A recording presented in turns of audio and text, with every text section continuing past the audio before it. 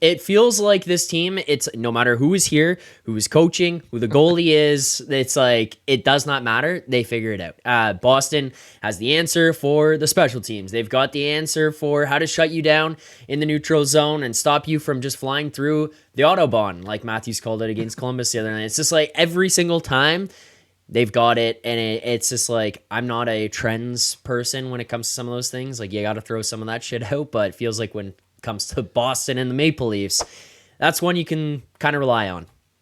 Look, Zach, I'll tell you the saving grace. So, I'm a big baseball guy. I spent the majority of my Saturday hungover, but doing that, I was on the couch. I had a big rip on King West last night. It was outstanding. Oh, But shocker. it allowed me to start that Red Sox docu-series on the comeback against the Yankees in 2004. Mm-hmm. And all I could think about in those 3 hours watching that mini docu-series that, hey, at some point in time, the luck's going to reverse and the Maple Leafs are finally going to beat the Boston Bruins. Because if you do recall back in that era, the Red Sox just always, like the Yankees, always got the better. They just always got the better of the Boston Red Sox, and then they finally did it. So that's all I could think about during the day and watching this game as, again, the Maple Leafs came unglued.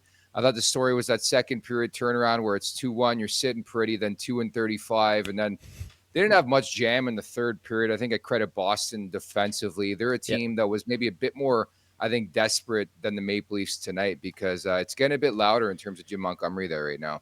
Okay, let's not jump on the panic. But the word you said there is one that I think is going to ignite people in Toronto, and it's not just tonight. It's that's the one thing that I've had to push back on Rosie on when he's come on the show. It's like, hey, like pump the brakes. It's like, yeah, well, it's not just these short period of games. It's years of building this up. Desperation, you said. Oh, Boston was the more desperate team. Is why is that always the case? I don't want to do the yelling and screaming thing here tonight. That's not where I'm going to go with this one. It was better, but desperation. That's they wanted it more, and it's not to say the Leafs don't, but why do we always have to deal with that with this group?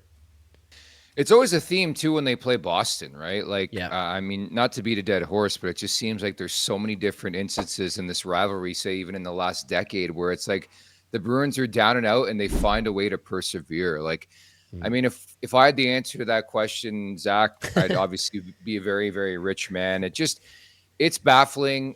Even the way things played out in OT was so leafy, where they utterly dominated possession, had the puck, multiple opportunities to win the game. I thought Swayman made a couple of big stops, and then the one time they give away the puck just aimlessly, Boston eats it up and puts it in the back of the net. Man, it's just like it's like there's a script already written, and the two teams just play and they know the ending. It's nuts. Not only that, but you knew the ending better than everyone. Brad Marchand, you sent a text before to the group and said this feels reeks of a Marchand goal, and lo and behold, there you go. So maybe you could be a millionaire, Nick. Predictions like that. I didn't put much money on that. Yeah. Yeah, just again, this one doesn't sting as much. No. I think it's always fair. Like us three, including Rosie, always talk about it. Don't get too high, don't get too low. It is game 9 of the season.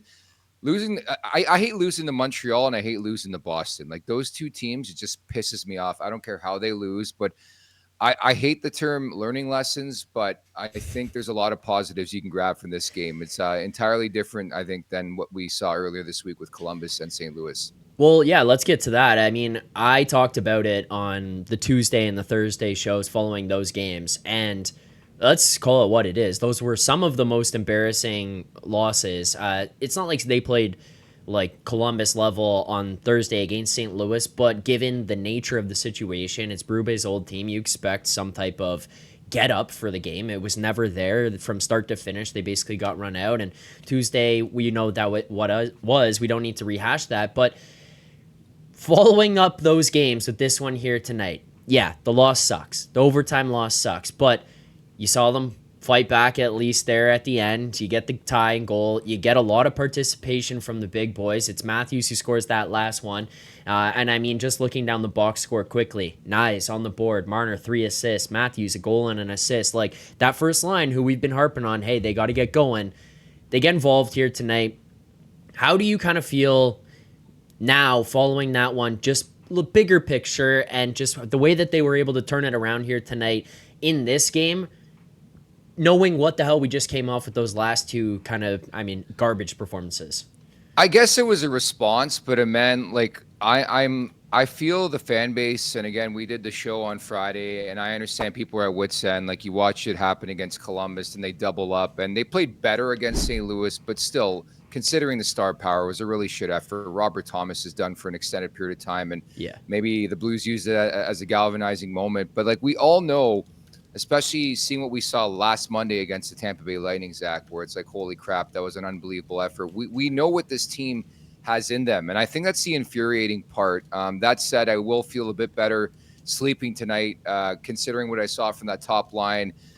Contrary to popular belief, that tweet about Mitch Marner was actually not sarcasm. I thought he had one of his better outings through the first 9. Yep. I think he was everywhere, had some opportunities, a great pass on the tying goal for Matthews late in regulation. Like it was one of his better games. I thought Nyes were noticeable. I thought Matthews was pretty decent, albeit the shot attempts weren't there. But I remain optimistic that this is going to be a process. I think there's going to be some growing pains along the way when it comes to Craig Berube and the new staff coming in. But I fully expect this to have some turbulence throughout this season, man. Yeah, it was one of the things that was brought up in the chat a lot was the idea that there was going to be an adjustment period here to Berube. I think we've seen some of that. Yeah. It's going to kind of flip back and forth one way or the other to an extreme. I would assume through the first part of this season until they actually start to kind of make it part of who they are. But the only thing that was sad, I mean, we see a super chat here in the chat as well. One that was sent earlier, Maxentius Decimus, Leafs look ready for round 1, game 7. That was, I texted you that at the end of the game. I'm like, Yeah. wow, that feels like game 7. Then even the OT goal was just like, man, that was game 7-esque right there. I thought that was a great point you made. We were texting back and forth prior to coming on here, and it really had like an intense feel for game 9 of the season where it felt like a big game for both teams. Like, Yeah. we touched on Boston. A lot of people already calling for the head of Jim Montgomery. He's one of the best coaches in the league. It just shows you the standard, the high standard in that market for winning that there is. And then you have the Maple Leafs coming off 2 blowout losses against Columbus and St. Louis, and so the intensity was palpable in this game, but it really did feel like a game 7 would feel, where there's like minimal ice out there, and you have to find a way to grind through and get that bit of ice and score that key goal. And that's why I feel pretty good at the fact that Maple Leafs were able to pull through at least and tie this game. I mean, previous teams, who knows? I mean, maybe they bury under those circumstances. And I thought Anthony Stolarz, a lot of people talking about him in the chat. I thought he was excellent once again. Made that breakaway save, I think on Matty Patra, with like 5 minutes left. So you need those types of saves. I think if you're Craig Berube, you're happy with the point. You move on here. Michael Boylan there on the Stolarz point, another super chat. He says, "Are we worse than we think? Reason being, Stolarz has been so good that he may have been covering up the mistakes in the wins." Like, it's kind of a funny point that he makes, but I don't know. Do you think that that's an idea worth entertaining right now? I do think Stolarz has been incredible so far to start this season. Is he hiding some of the blemishes that this team's got right now? I think so. I will add, though, like, if you do recall, it seems like years ago, but the first 6 games of the season, how stifling this team looked defensively. Yeah. And that's what I mean by turbulence, right? I think they're going to struggle to find that consistency. But if you recall, a week ago, we were talking about how amazing this team is defensively. Like, I think that's the least of the concern. It's crazy. I mean, this week has been nuts, man. We laugh about it because, again, Monday was an incredible effort. Then they come out with whatever that was on Tuesday. Then the Blues won, and then this one, and it's felt again like it's 6 months, but it's like less than 7 days. So, in short, I think it's a process. I think Stolarz has just been really solid. What you need. I mean, dude, you look around the league at some of the best netminders on the planet and some of the best teams in the league. They got the saves. And that's the one thing I will say early on, even watching this game tonight. I really can't remember a goal where I was like, what the hell was Stolarz doing? How the hell did that go in? Which happened every, second game with Samsonov last year? Yeah, I know. You think about if this game, look, I don't want to pile on the guy, but like if this game was Samsonov in net, you're probably winning 3-2 in the third period. And then there's one that beats him like low blocker from the wall, like Frederick in the playoffs, or somehow off his ass, or he's looking the wrong way. It just hasn't been that way. Every time I see that Stolarz is the guy that's going in, I feel pretty confident. The team looks confident in front of him. It's been a different feel. Feels really good, but yeah, the defense thing is pretty funny. There's a tweet that came out here. Obviously, people, we can find these records ourselves and stuff as well. But Jonas Siegel tweeted out, Leafs after 9 games, 2021-22. You talked about this the other day as well. 4-4-1, 22-23, 4-4-1, 23-24, 5-3-1, 24-25, 4-4-1. What do you make of these Octobers for these boys right now? Is this just another, it's the bigger picture, can't start on time? Is that what's happening here? Like we micro it into single games, start 10, 20 minutes in, but is this just, October, whatever, we'll work our way back? It's their yearly snooze, right? Yeah.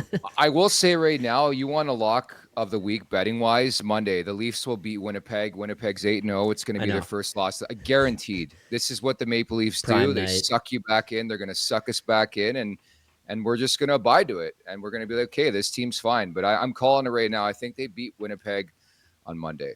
For more content just like this, including game previews, post-game live shows, Leafs Morning Take, Monday through Friday with Nick Alberga and Jay Rosehill with special guests, as well as instant reaction videos. Make sure to be subscribed here to the Leafs Nation YouTube channel. Turn on notifications so you don't miss anything, and drop a like.